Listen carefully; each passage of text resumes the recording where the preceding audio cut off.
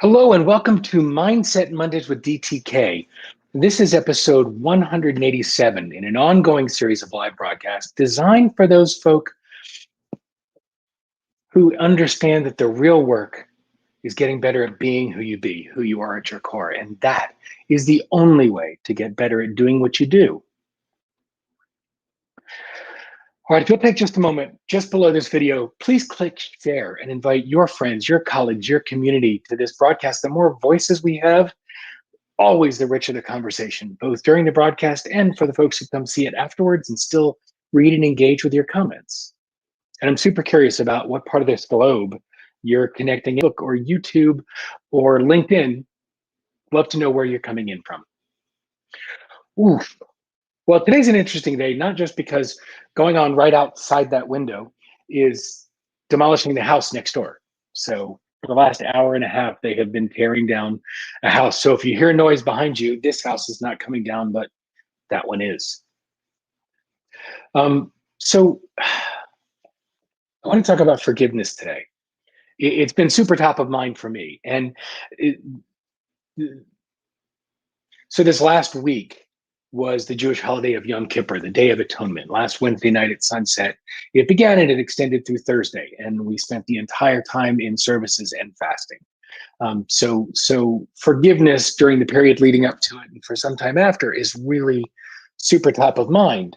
But here's the thing. So atonement, the Day of Atonement. The word atonement is defined as reparation for a wrong or an injury.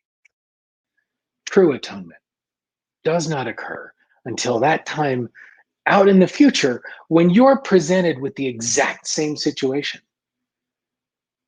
You make a different choice. That's the moment of true or full atonement. That's when the forgiveness lands. It's not just about making amends, it's about making different choices. And here's what's super important about forgiveness. It does not change the past, but it does enlarge the future. Forgiveness does not change the past, but it does enlarge the future. For those things that might have been, could have been, should have been, would have been, they're occupying space in your heart and in your mind. They're taking up free rent. And that takes energy. And that means you're expending energy on holding on to those things that coulda, shoulda, woulda, mighta, oughta been. And understand that whether you're doing it consciously or unconsciously, it's still burning energy. It's like you're wearing a backpack and you keep putting these boulders in, whether they're sand, pebbles, rocks, or boulders, it doesn't matter. Each thing that you carry, each irritation that something might have happened, should have happened, could have happened. I could have done it a different way. I should have been different. It should have been a different outcome. All of that takes energy, and you're carrying that around all day.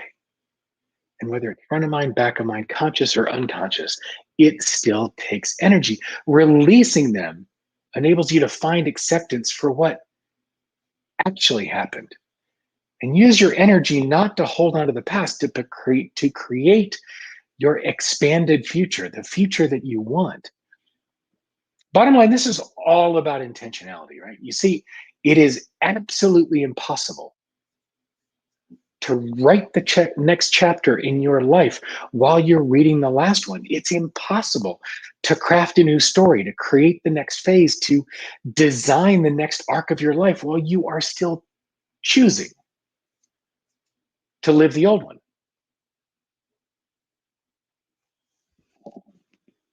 When we choose to find forgiveness, especially for ourselves, and turn our attention towards creation, that's a choice. This is, again, back to intentionality. We can hold on to this crap,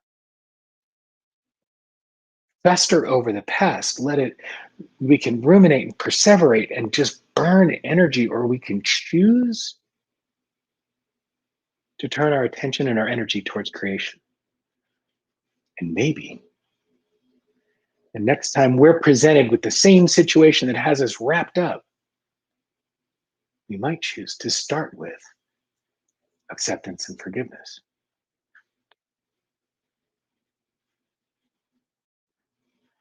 So, how expansive of a future will you create? Not can you, not might you, not would you. How expansive a future will you create from there, from that starting with forgiveness? Kevin said, setting the conditions, adjusting the being of what's to come and who you get to become.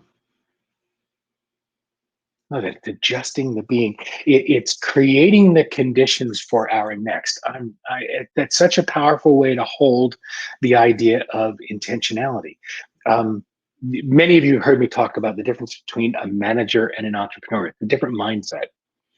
And it goes to what Kevin is saying, that idea that a manager is given a goal. Their job is to manage the execution of the plans with the highest likelihood of successfully achieving that goal. That's their job. An entrepreneur is different. An entrepreneur decides what she wants to be true and then goes about creating the conditions for success for that truth to become reality.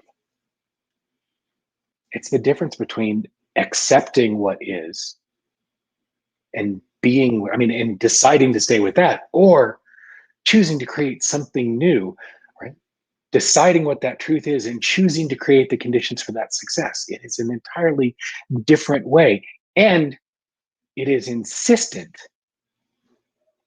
on an enlarged future. It is insistent upon accepting what has been and choosing to create a new future, that enlarged future.